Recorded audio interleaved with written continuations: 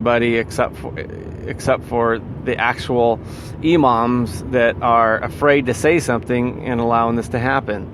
That's just the world we're in. It's a weird thing, and nobody's going to call these people out. They're not going to say anything because they don't want to offend anybody. Well, now you got the worst scenario. You're in a land where you got all these soft targets. You got nobody that's making a hard line against whoever is the person inflicting the terrorism, and so it's kind of a cocktail for disaster. At a certain point, you do have to be offensive. You have to say, look, I remember when I was in traveling through Schiphol in the airport in Amsterdam, there was this is decades ago, when a plane came from an Islamic country. Guess where the Dutch security guards with machine guns and dogs, I think they're military, not even security, guess where they were at? They weren't at the plane that was coming from Hawaii or Ontario, no, they were smart enough to know that this is where this problem is coming from. And at the time, it was, you have the terrorists were doing the hijacking or whatever, and so that's where the machine guns were. They didn't hurt anybody. They didn't do anything that was would be considered damaging. They were just there because that's where the problem was, and they're making sure things don't get out of hand. Not because they didn't like Muslims, is because at that time Muslims were probably more responsible for the certain thing that they were looking for, terrorism. And it's the same thing if, like with me, when we had the white guys shooting up the schools, and remember Columbine and everything. Well, the first thing a cop looks for is a white dude in a trench coat. Not because that cop doesn't like white kids. It's because that's where the threat is. It's at that time, you're never so happy to look like a gang member because they're not worried about the gang members. It's the white guys with hang-ups that were doing that sort of thing, the school shootings and stuff. And it's just, God gives you discernment. And if the example I use is if you're a cop and you get a call of a stolen Cadillac, so you pull up to this neighborhood where there's a stolen Cadillac report. Now you see two Cadillacs. You see a Japanese lady with the blinker on going to her right, and you see the Cadillac just to the left of that. It's a teenage kid going to the left. Well, and I'm leaving race out of it. You can put whoever you want behind that wheel. The odds are that cop is going to follow the teenager going the opposite way of the old lady. Why is that? Because he loves old ladies and he hates teenagers? No, it's because statistics are what they are. Crime, a certain crime is committed by this, this age group, this demographic, and at that point, what do they say? It's you have a discerning mind, and that used to be a compliment. So you follow the 18-year-old or teenager. So it's just like with, I hate to say it, but we have to get to the point where we're saying, okay, when there's crowds of people, there's a problem. So what do we have to do? We only have so many resources, so we have to get smart as a group and as people. And okay, if we report, some guys speaking in Arab, and it just seems fishy, and then the police come up, they interview the guy, or they say, hey, stand over here in this little explosive box while we do a Rapiscan on you. We can get all pissed off and okay, call care, and or you could just say, well, there we go, thanks a lot, my Muslim brothers, for putting me in this spot. Or you could just get pissed off at the person that's searching, because we have more bodies laying in the street, and I'm not saying that it could have been prevented, blah blah blah, but I'm saying now that we have this information, it is fresh on our mind. We're seeing it. We got to move forward and get smarter, and also too is can we have? I just listened to an interview with the guy that started the Airbnb. He has a group in his company, and the group is called Tomorrow. And what these guys do is they're like, hey, we're in the tech industry, and we want to make sure we're not going to go out of business anytime soon. So they have a group, and they search in what's coming down the pike, what's gonna change this company, what's gonna put us out of business. Most tech companies go out of business just because they don't evolve. So he has this group called Tomorrow, and they think of, now we got Airbnbs, bed and breakfasts, because people can't always get a hotel. So maybe we could start renting people's cars and their kayaks and other things too. And so they're trying to think of other things. They don't just focus on what they've already done. And I think the government, I'm assuming they're doing it, I hope they do it, is you think of, okay, what are terrorists going to do next? Okay, we already blocked them out of planes. You can't get in there for the most part. And now, we got this cluster in front of the security guards or the security stations. So that's probably the next target. Oh, they're doing that. Okay, we can't get them going into the concert, but okay, they could sure get us leaving the concert because our guard's down. And just think of what we could do. And the other thing is, okay, now that we know this is what we could do to stop it, is now we have to implement it. We can't be afraid of, what's this person's going to say? What's that person going to say?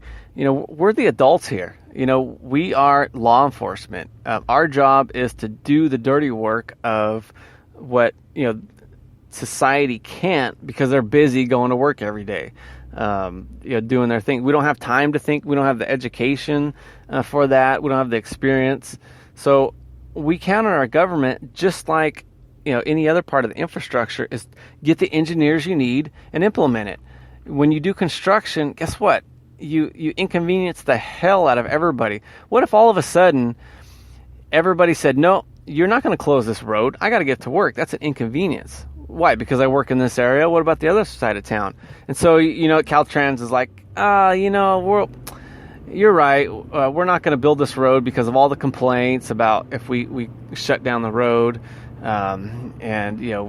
People don't like a detour, even though it's for something better, so we all benefit. Yeah, sure, there's some people that are going to be inconvenienced, but it's not personal. It's not like, hey, we don't like you that are driving to the garment district in LA, so we're going to work on these roads right here.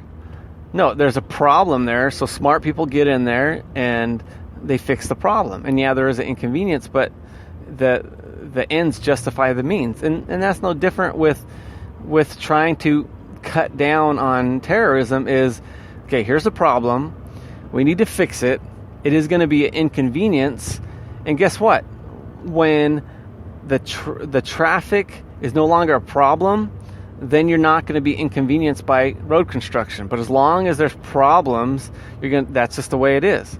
And as long as there's terrorism, yeah, we need to be inconvenienced while we're working on this problem. We have to. Otherwise, you're not going to progress. It's not going to get better because you're so afraid of, I don't want to offend this person, or I don't want to call this person names. Believe me, like I said, as a white Christian male, I'm a professional at getting inconvenience and being made fun of, and you just rise above it. You say, you know what? Stupid people are stupid. Good people are good.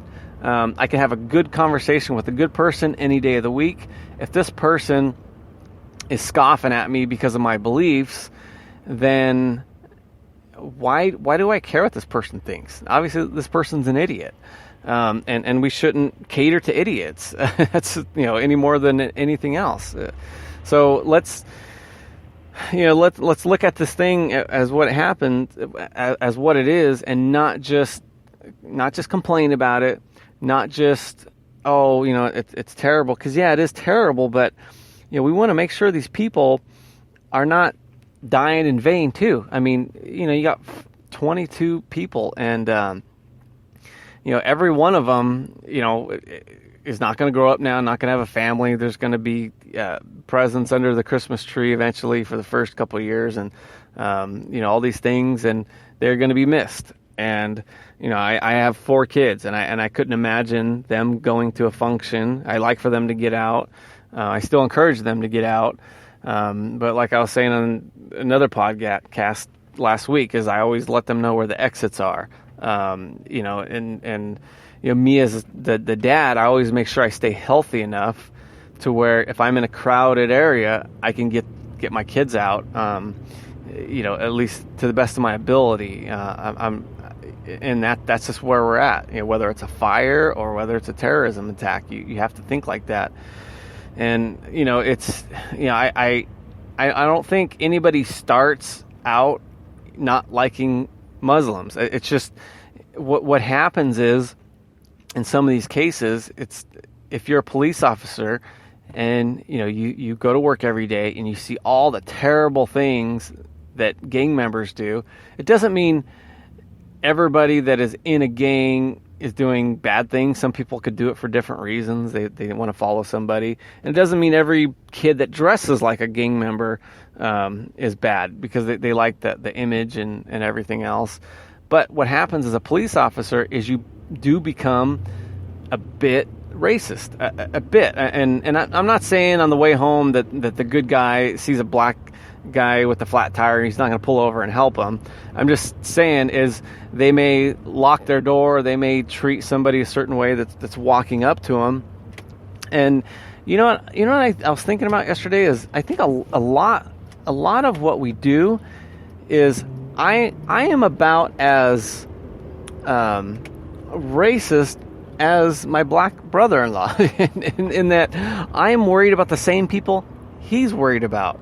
Like, for instance, his family, obviously black, I get along with them fine. And we have our arguments and disagreements, but I never once think of them, as, they're going to do something different because they're black. No, they're people I know, and that's the way it is. But then if you see some person off the street that looks like they're going to take something from you, or they could, or trying to swindle, you kind of keep an eye and see where your kids are. And that's what he would do too. And it's not a race thing. It's just a statistic thing.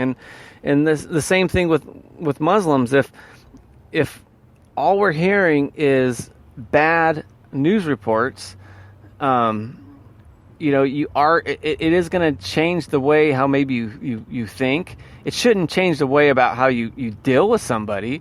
I mean, my gosh, if I'm in a waiting room and there's I know this for a fact. I talk to people. A lot of my customers are Arabs, and we talk. I get along with them better than anybody else because we talk about religion and politics and everything else. No problemo. Not 1 ounce of hate towards them.